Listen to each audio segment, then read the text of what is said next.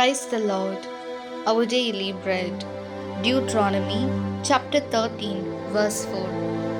You shall walk after Lord your God, fear him, keep his commandments, and obey his voice, and you shall serve him and cling to him. O Almighty God, thank you for giving this wonderful verse. May your presence showers on us.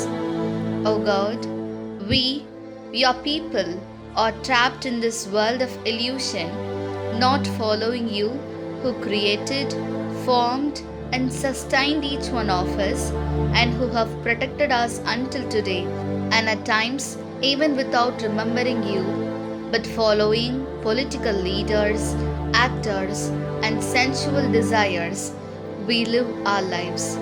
Therefore, O God, the fountain of wisdom, open the eyes of our minds and bless us to follow your commandments that lead to life, not to follow the path that leads to destruction, and to obey your voice, fearing you forever and clinging to you forever.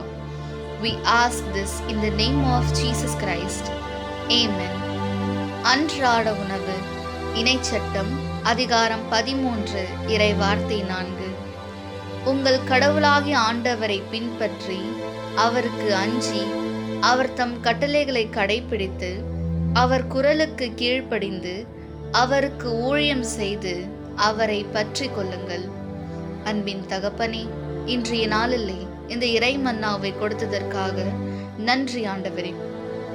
இறைவா, உமது மக்களாகிய நாங்கள் இந்த மாய உலகில் சிக்குண்டு எங்கள் ஒவ்வொருவரையும் படைத்து உண்டாக்கி உயிராக்கி இன்று வரை காத்து வரும் உம்மை பின்பற்றாமல், சில தருணங்களில் உம்மை நினைவில் கூட எண்ணாமல், அரசியல் தலைவர்களையும் நடிகர்களையும் சிற்றின்ப ஆசைகளுக்கும் மயங்கி அவற்றை பின்பற்றி வாழ்ந்து கொண்டிருக்கின்றோம்.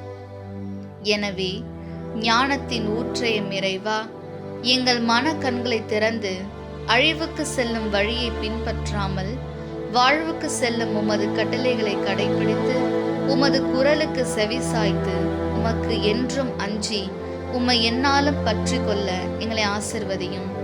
ஆமீன். അന്നന്നുള്ള ഭോജനം. നിയമാവർത്തനം 13-ാം അധ്യായം 4-ാം വാക്യം. നിങ്ങളുടെ ദൈവമായ കർത്താവിനെ അനുഗമിക്കുകയും ഭയപ്പെടുകയും ചെയ്യുവിൻ.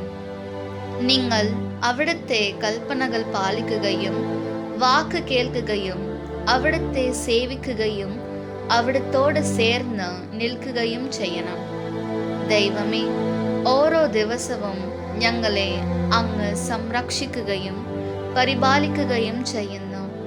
എല്ലാ തെറ്റുകളും പാപങ്ങളും വെടിഞ്ഞ് അങ്ങയുടെ കൽപ്പന പാലിച്ചുകൊണ്ട് അങ്ങയുടെ സ്വരം ശ്രവിച്ചുകൊണ്ട് അങ്ങേ ഭയന്ന് അങ്ങേ മാത്രം സേവിക്കുവാൻ ഞങ്ങളെ അനുഗ്രഹിക്കണമേ. ആമേൻ.